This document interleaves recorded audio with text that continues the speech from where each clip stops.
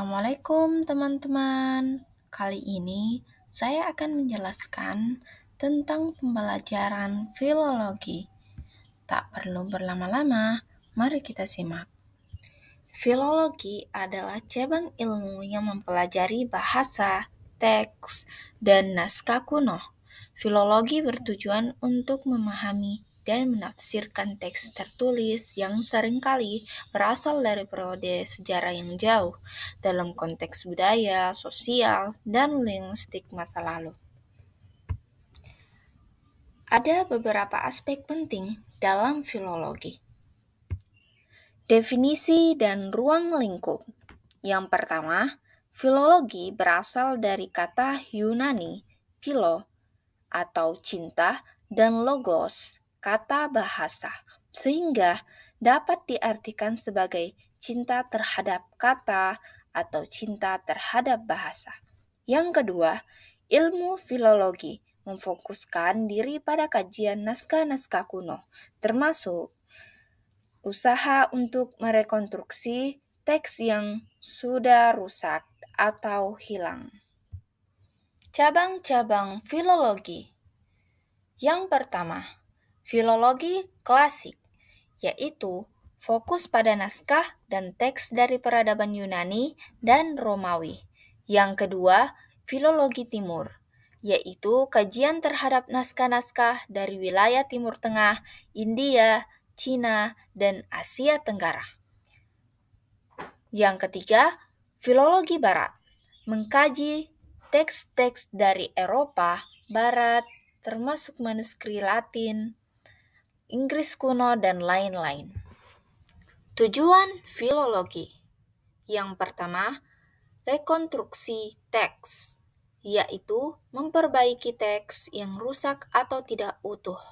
Yang kedua, menemukan versi asli, yaitu mengidentifikasi teks versi asli melalui perbandingan berbagai salinan.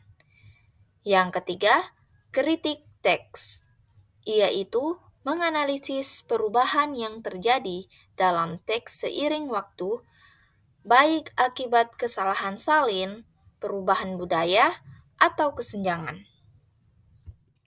Metode dalam filologi. Yang pertama, poligrafi, yaitu studi tentang tulisan tangan kuno untuk mengidentifikasi umur dan asal naskah. Yang kedua, kritik teks, yaitu teknik untuk membandingkan berbagai versi atau manuskrip dari teks yang sama untuk menemukan kesalahan atau variasi. Yang ketiga, linguistik historis, yaitu mempelajari perkembangan bahasa untuk memahami teks dalam konteks bahasa asli. Dan yang terakhir, edisi kritis, yaitu penyusunan teks dari berbagai versi yang berbeda dengan penjelasan mengenai perubahan atau perbedaan. Contoh studi filologi. Studi terhadap naskah Negara Kertagama dari era Majapahit adalah contoh kajian filologi yang melibatkan perbandingan berbagai versi manuskrip untuk memahami sejarah dan budaya Indonesia pada masa tersebut. Contoh teks filologi di Indonesia. Yang pertama, naskah-naskah klasik. Contohnya seperti Babat Tanah Jawi, yaitu naskah sejarah yang mencatat asal-usul dan perjalanan sejarah Jawa. Yang kedua, ada Serat Centini dari contoh naskah klasik yang merupakan karya sastra yang berisi filosofi, ajaran agama, dan pandangan hidup masyarakat Jawa. Yang kedua, puisi tradisional. Contohnya pantun. Pada pantun ini menggambarkan kehidupan sehari-hari dan budaya lokal. Yang kedua ada syair yang merupakan teks yang sering digunakan dalam konteks pengajaran moral dan agama. Yang ketiga, naskah agama, yaitu seperti kitab suci, Al-Quran, dan berbagai kitab keagamaan lainnya yang ada dalam tradisi lokal. Yang keempat, folklore, yaitu cerita rakyat, seperti Malin Kundang, atau timun emas yang bisa dianalisis dari sudut pandang struktur dan tema. Sebelum itu, saya akan menjelaskan sedikit tentang salah satu contoh filologi yang ada di Indonesia, yaitu folklore. Folklore atau budaya rakyat, serapan dari bahasa Belanda. Folklore dapat meliputi cerita rakyat, legenda, musik, sejarah lisan, pepatah, lelucon, tahayul, dongeng, dan kebiasaan yang menjadi tradisi dalam suatu budaya, subbudaya, atau kelompok. Folklore juga merupakan salah satu sarana dalam penyebaran berbagai tradisi budaya. Bidang studi yang mempelajari folklore disebut folkloristik.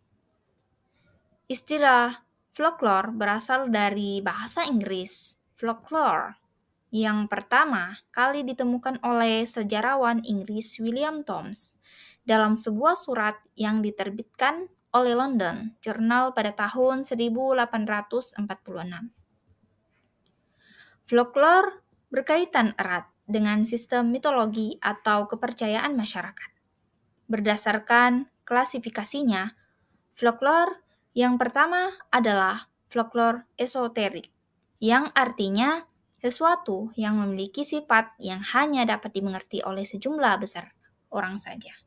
Kedua, folklore eksoterik adalah sesuatu yang dapat dimengerti oleh umum, tidak terbatas oleh kolektif tertentu. Folklore esoterik dianggap lebih sakral karena hanya berlaku dan diketahui oleh beberapa kelompok orang saja. Sedangkan folklore esoterik lebih besar dan tidak kuno. Selanjutnya yaitu saya akan menjelaskan ciri dan jenis folklore. Tidak hanya ciri dan jenisnya, tapi karakteristiknya dan fungsinya. Selanjutnya saya akan menjelaskan tahapan yang pertamanya itu penyebaran. Folklore disebarkan secara lisan dari generasi ke generasi, bersifat tradisional dan anonim, serta mudah berubah namun tetap memiliki bentuk dasar. Yang kedua yaitu karakteristiknya yang mempunyai pola tertentu dalam penyampaian, kemudian berguna untuk kehidupan kolektif, pendidikan, dan protes sosial, dan mempunyai logika tersendiri, pralogis, dan milik bersama masyarakat. Dan yang terakhir, umumnya bersifat lugu, mencerminkan emosi manusia yang jujur. Kemudian beralih kepada jenis folklore, yang dimana terbagi menjadi 3, yaitu folklore lisan, folklore sebagian lisan, dan bukan lisan. Folklore lisan merupakan bahasa rakyat, ungkapan tradisional, teka-teki, sajak, prosa rakyat, mite, legenda, dongeng, dan nyanyian rakyat. Dan yang kedua jenis folklore yaitu folklore sebagian lisan, yang termasuk kepercayaan, permainan, teater, tari adat, upacara, dan pesta rakyat. Dan yang terakhir, folklore bukan lisan, yaitu meliputi arsitektur tradisional, seni kerajinan, pakaian, obat-obatan, alat musik, senjata, serta makanan khas. Kemudian beralih pada fungsi folklore yang merupakan sebagai proyeksi budaya, pengesahan lembaga, alat pendidikan, dan pengawas norma masyarakat.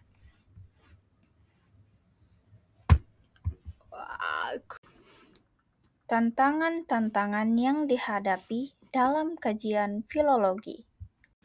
Kerusakan fisik manuskrip, yaitu yang pertama penyebab kerusakan, yang dimana banyak manuskrip kuno yang ditemukan dalam kondisi rusak akibat usia yang sangat tua, pengaruh lingkungan seperti kelembaban, panas atau serangga, atau bencana alam.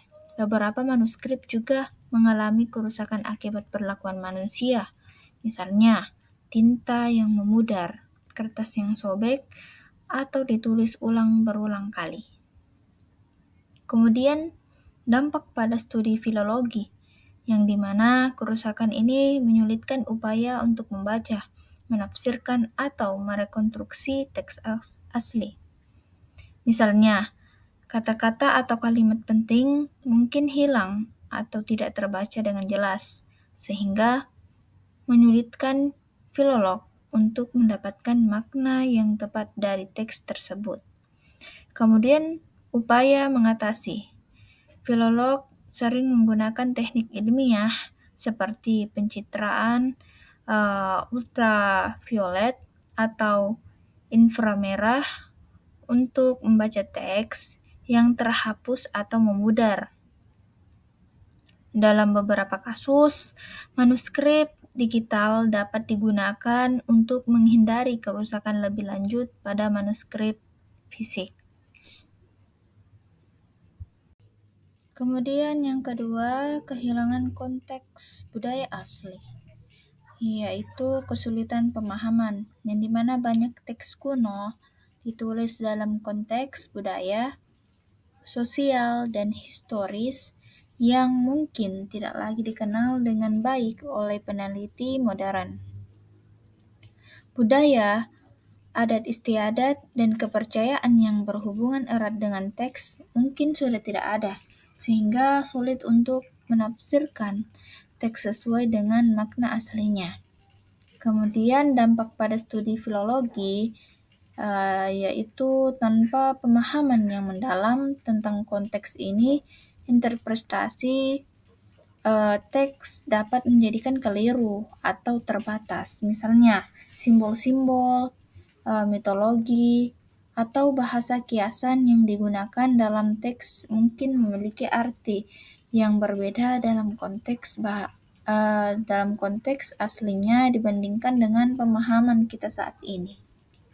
Kemudian upaya mengatasinya, yang dimana filolog sering melakukan studi multidisiplin, bekerja sama dengan sejarawan, antropolog, atau arkeolog untuk menggali kembali konteks sosial dan budaya pada masa naskah tersebut ditulis.